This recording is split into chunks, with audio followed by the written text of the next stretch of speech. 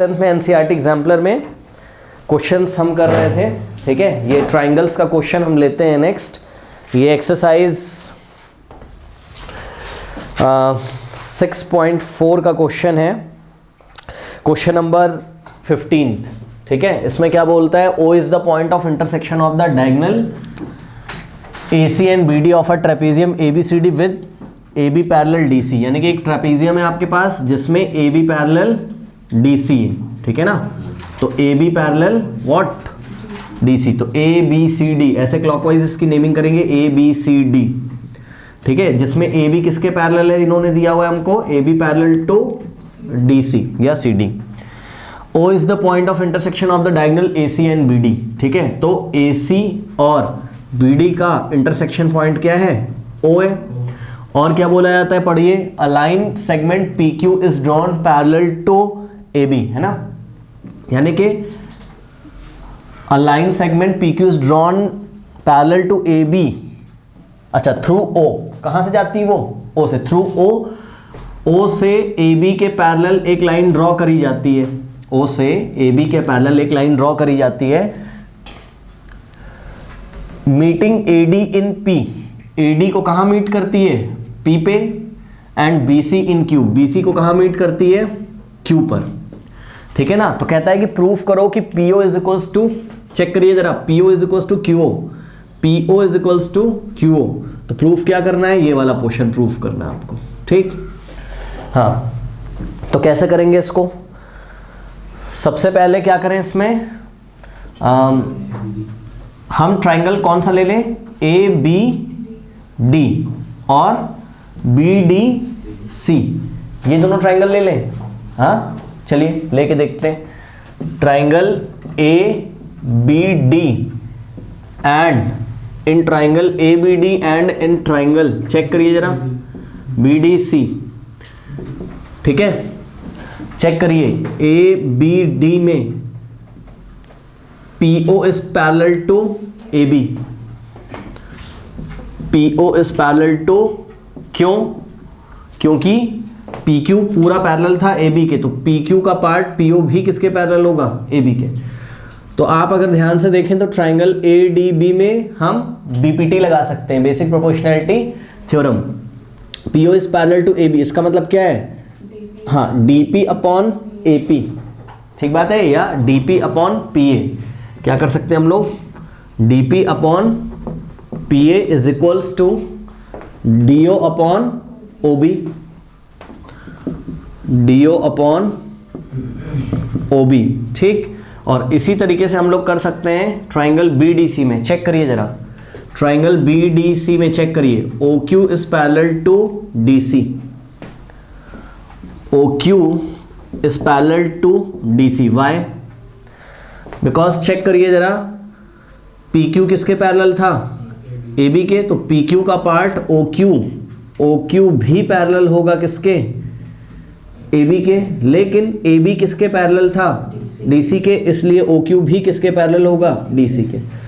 तो OQ parallel DC, ठीक है। तो चेक कर लीजिए, OQ पैरेलल DC है अगर, तो ट्राइंगल BDC में BPT लगाओगे तो क्या हो जाएगा, BO अपॉन OD, है ना, BO upon OD is equals to what, BQ upon QC, ठीक है ना।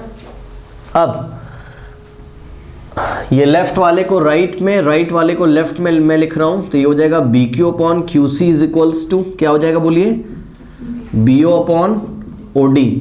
अब ध्यान से देखिए, यहां पर है ना, BO नीचे है और OD कहाँ है, ऊपर है, तो इसको क्या कर ले अगर हम, रेसिप्रोकल, ठीक।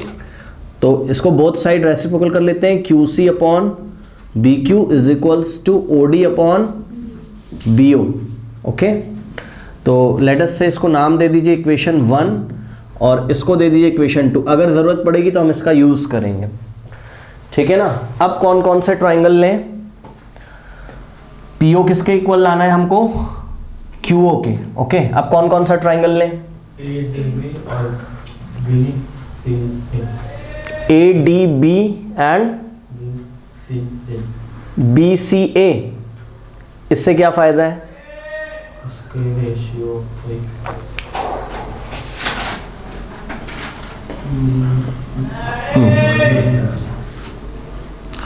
CO Q और ABC। हाँ, COQ और ABC, ये वाला ट्राइंगल लेके देखते हैं। बिल्कुल ठीक, ठीक है। और इसी तरीके से हम DPO और DAB लेके देख सकते हैं, है ना? ठीक। हाँ, इधर वाले में APO ही लीजिएगा, APO और ADC। APO और ADC और ADC ADC, APO और ADC, क्या ये दोनों सिमिलर होंगे क्या? हाँ, वर्टिकल ये हाँ, APO और ADC, हाँ ठीक है, ये सिमिलर होंगे ट्राइंगल। अच्छा, तो एक काम करते हैं ना, हम ले लेते हैं APO को और ADC को, और इसी तरीके से हम ले लेते हैं BOQ को और BDC को। इन दोनों ट्राइंगल को अगर हम ले लें तो शायद कुछ काम बन जाता है। देखते हैं जरा, ठीक है। तो triangle APO, in triangle APO and in triangle ADC, पहले इन दोनों को चलो सिमिलर करके हम चेक करते हैं कि ये सिमिलर होंगे कि नहीं होंगे, है ना? चेक करते हैं।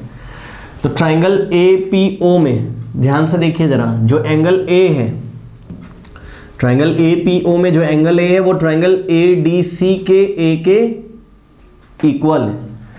तो APO में angle PAO is equals to ADC में एंगल DAC के इक्वल है। रीजन क्या है? क्या है? कॉमन है, ठीक।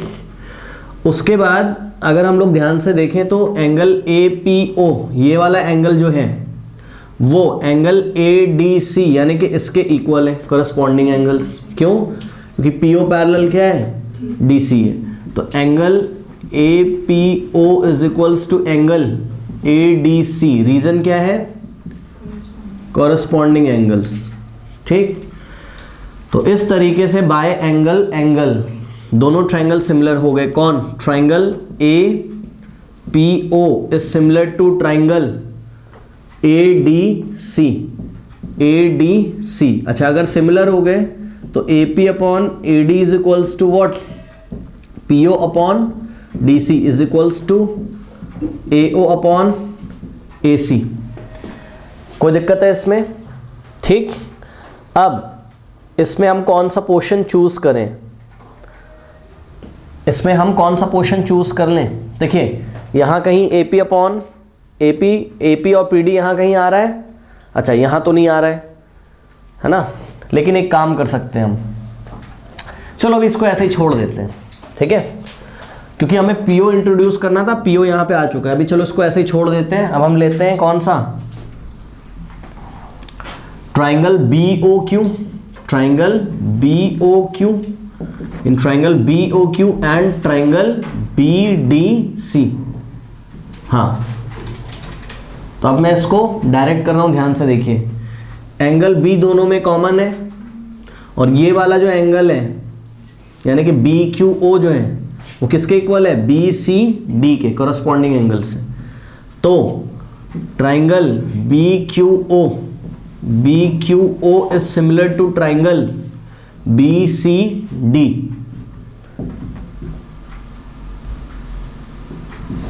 इसमें कोई दिक्कत है? हाँ, अब triangle BQO is similar to triangle BCD अगर हो गया है तो यहां से हमारे पास बन जाएगा BQ upon BC is equals to QO upon CD is equals to what? BO upon BD। ये बन गया। अब ध्यान से अगर हम लोग देखें तो हमको क्या लाना है? अब यहीं पे थोड़ा सा गेम है पूरा, ठीक। हमको PO को किसके इक्वल लाना है? QO को, ठीक है।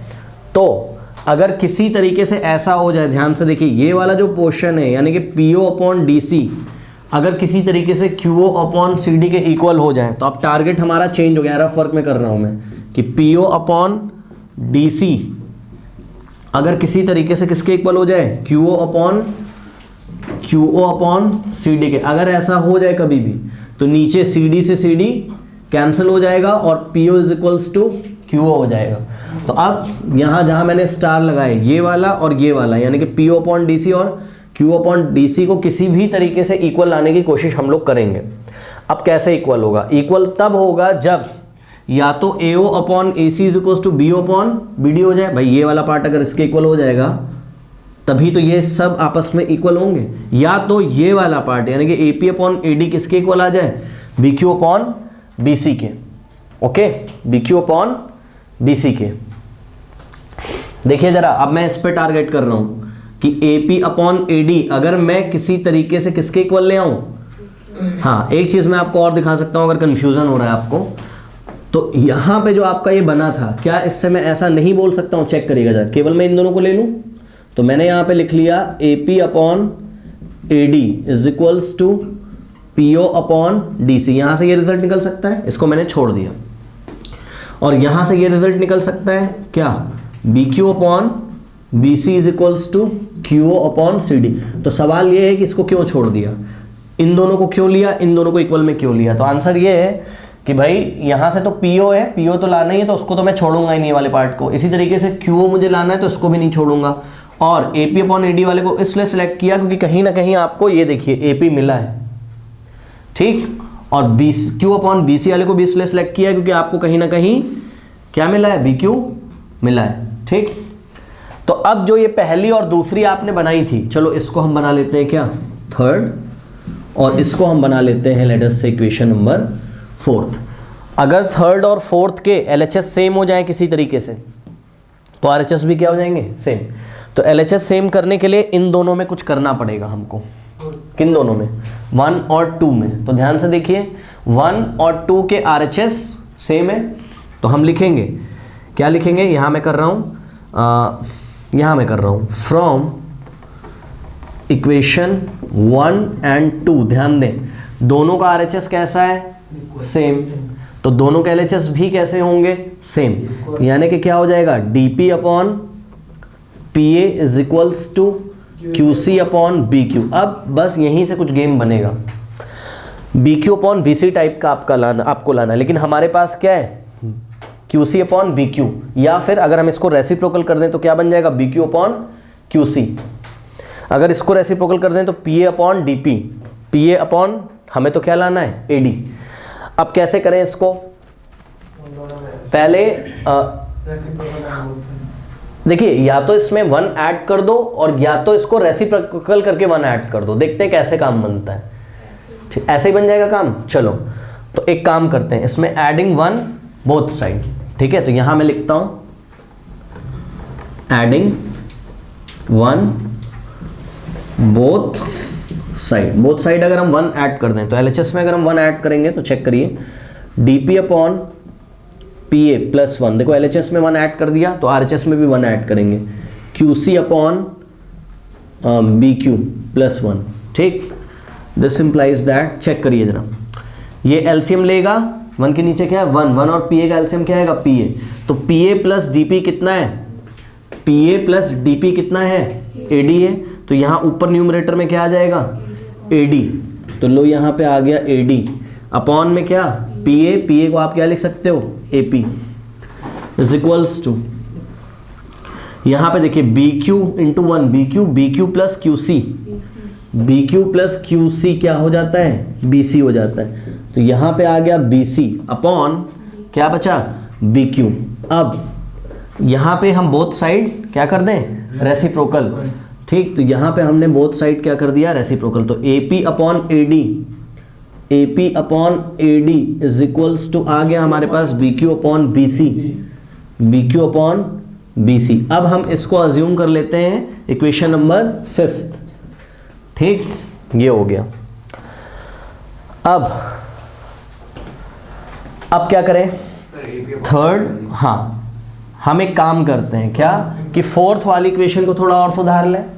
क्या करेंगे? फोर्थ वाली इक्वेशन को चेक करिए। अब मैं B Q upon B C की जगह क्या लिख सकता हूं? B Q upon B C किसके इक्वल है? A P upon A D के। तो ये फोर्थ वाली को अगर हम और सुधार लेंगे तो A P, B Q upon B C की जगह A P upon A D लिख लेंगे, इज इक्वल्स टू में क्या था? Q O upon C D. ये बन गई आपकी इक्वेशन नंबर 6, कोई दिक्कत है? इसका रीज़न क्या है बताइए? ये फोर्थ से हमने सिक्स कैसे बनाई, इसका रीज़न बताइए क्या है? इसका रीज़न है इक्वेशन नंबर 5 कि B Q upon B C किसके इक्वल है? A P upon A D के। तो B Q upon B C की जगह हमने A P upon A D लिखा। अब इक्वेशन 3 और इक्वेशन 6 से ध्यान से देखिए, दोनों के एलएचएस कैसे हैं? सेम। तो दोनों के आरएचएस भी कैसे होंगे? सेम। तो अब हम लास्ट में लिखेंगे कि इक्वेशन ठीक। तो फ्रॉम इक्वेशन 3 एंड 6, ओके, 3 और 6 से ध्यान से देखिए, दोनों के एलएचएस कैसे हैं? सेम। तो दोनों के आरएचएस कैसे होंगे? सेम। यानी कि PO upon D C is equals to QO upon C D, PO upon D C is equals to QO upon C D. कोई दिक्कत है? और डीसी से डीसी, डीसी बोलो सी डी बोलो, बात क्या है? सेम। डीसी से डीसी कैंसिल हो जाएगा और आपके पास आ गया क्या? PO is equals to QO. इस तरीके से हम इसको प्रूव करेंगे। कर लीजिए, बहुत इंपॉर्टेंट क्वेश्चन है।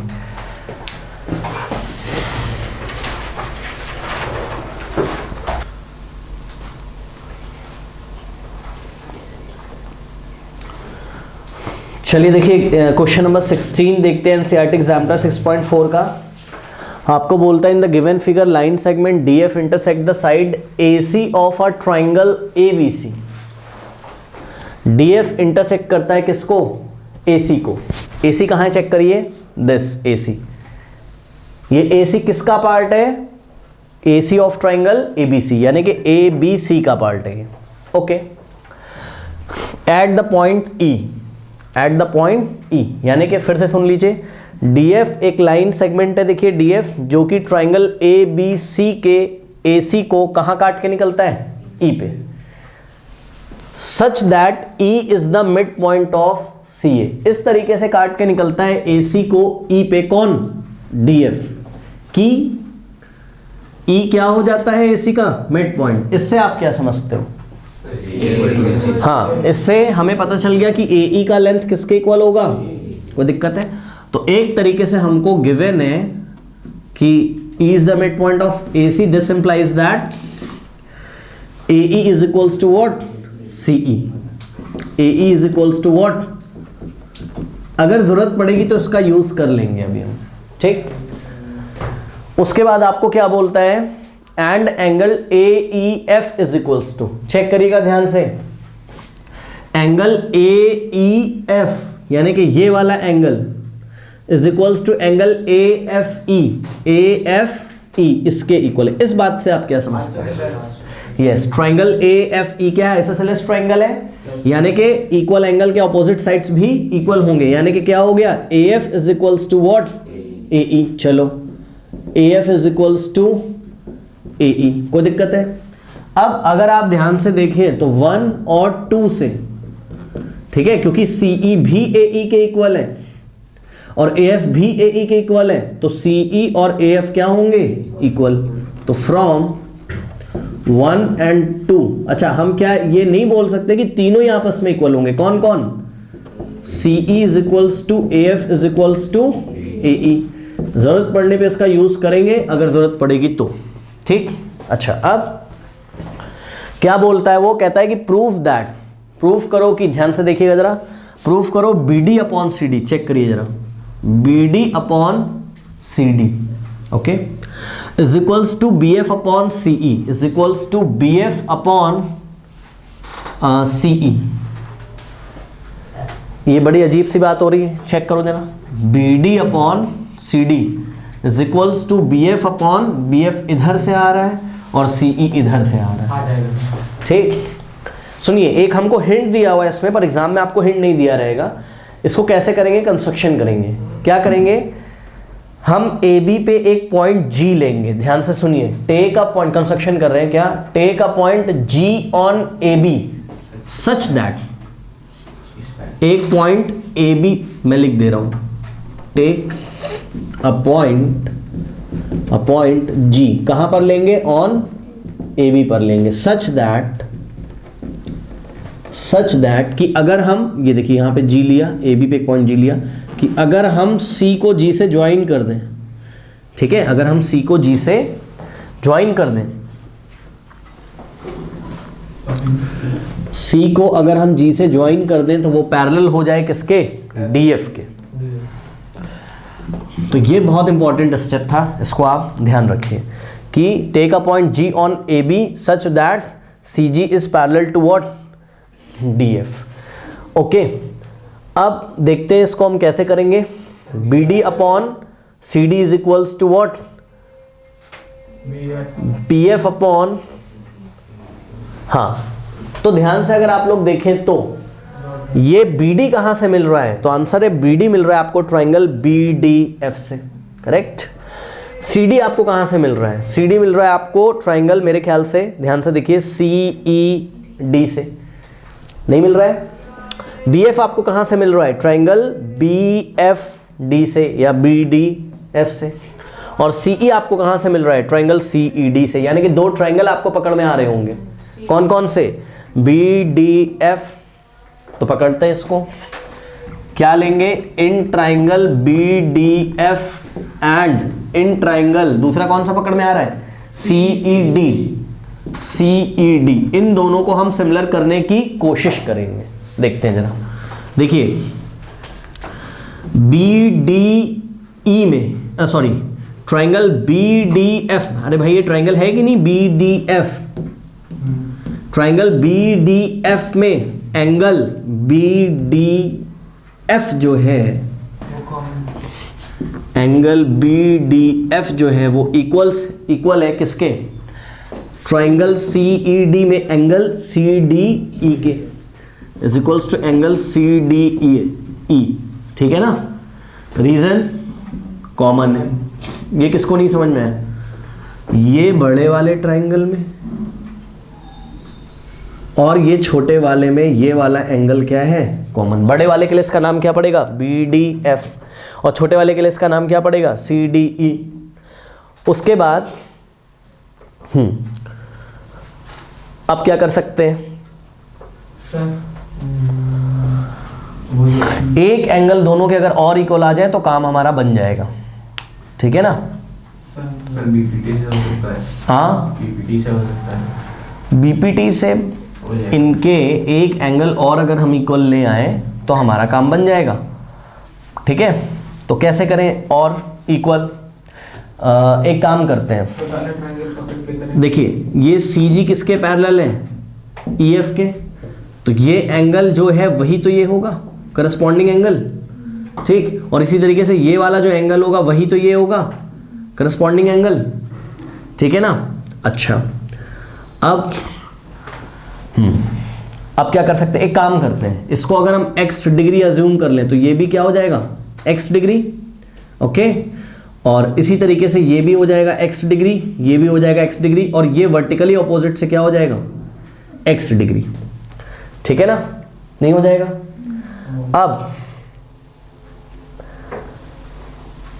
अब क्या कर सकते हैं, ट्राइंगल सी ई डी में ये x डिग्री है, किसी तरीके से बी एफ और डी में कोई एक एंगल x डिग्री आ जाए।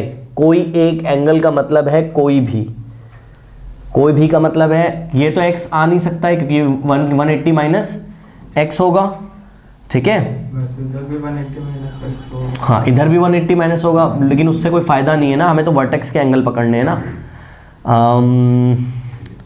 और कैसे कर सकते हैं इसको, हाँ बीपीटी किस में लगा दें, ट्राइंगल ए जी सी में, बी सी जी और बी डी एफ में अगर लगाएं, किस में, बी सी जी और बी, हाँ सर ट्राइंगल जी सी ए से जी एफ सारी साइड्स के इक्वल, जी सी ए से, हाँ जी एफ सारी साइड्स के इक्वल आ जाएगी।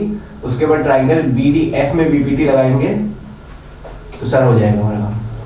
अच्छा ये जो इक्वल दे रखा था जरा इसका भी देखते हैं, कुछ बात बनती है। हालांकि ये एंगल्स आपस में इक्वल हो गए, ठीक है। अब CE का लेंथ किसके इक्वल है, EE के, जरूरत पड़ने पर हम इसका यूज करेंगे, इज इक्वल्स टू क्या है, AF है, ठीक है। तो एक काम करते हैं, कौन कौन से ट्राइंगल ले लें हम, ट्राइंगल ले लेते हैं हम ACG, है ना, ये ले लेते हैं, फिर देखते हैं क्या होता है, क्योंकि इसमें BPT लगने की संभावना है। क्यों, क्योंकि EF किसके पैरेलल है, CG के। चलो तो हम लेते हैं अभी के लिए बहरहाल, तो इन दोनों ट्राइंगल में कोई काम तो बना नहीं, तो हम लेंगे in triangle AEF and triangle ACG, in triangle ACG by BPT। हाँ भाई चेक करिए, ACG में EF पैरेलल किसके? CG के। EF parallel is what? CG। इससे क्या बन सकता है? AE upon EC is equals to AF upon FG, AF upon FG। अब चेक करो इसमें कौन कौन इक्वल था, कौन कौन इक्वल था? AE किसके इक्वल था? AF के। चेक करो, और किसके इक्वल था वो? EC के। ठीक है ना? तो ध्यान से देखिए जरा, अगर AE AF के इक्वल था तो ये दोनों आपस में कैंसिल हो जाएंगे, और ऊपर क्या बच जाएगा? 1 upon EC is equals to 1 upon FG। Now taking reciprocal on both side, तो यहां से आपको एक और रिजल्ट मिल गया कि EC किसके इक्वल हो जाएगा? FG के। चलो एक और रिजल्ट मिल गया कि EC किसके इक्वल हो गया? FG के। चेक करिए जरा, EC किसके इक्वल हो गया? FG के। ठीक, इस रिजल्ट का कोई फायदा?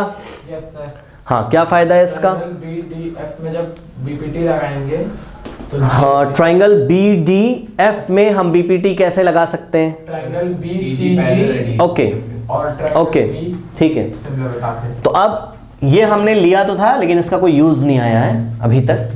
ठीक, सिमिलर करने की कोशिश करते, हो नहीं पाया। अब लेते हैं हम ट्राइंगल BFD, है ना?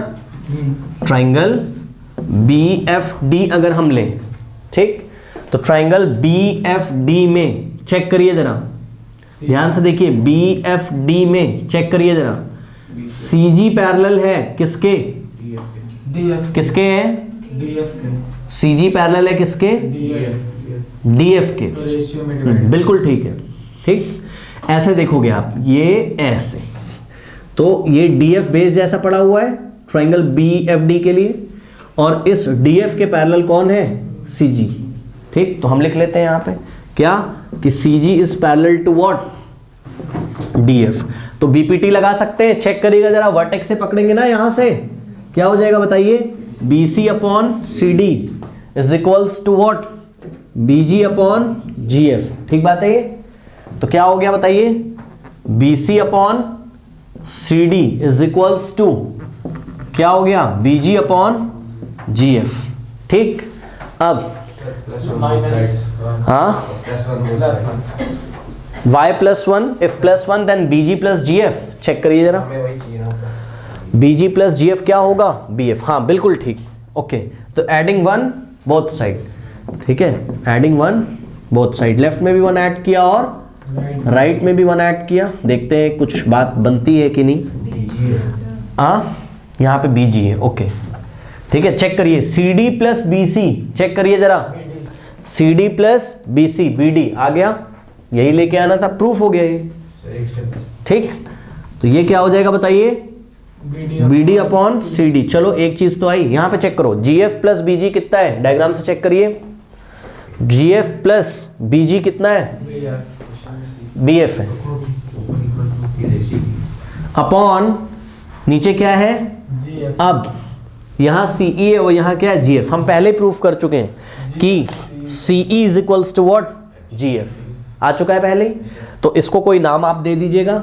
ठीक है, now from equation 1, from equation अब हम लिखेंगे, फ्रॉम इक्वेशन 1 क्या हो गया हमारे पास? बोलिए, BD upon CD is equals to BF upon, अच्छा GF की जगह अब आप क्या लिख सकते हैं? EC।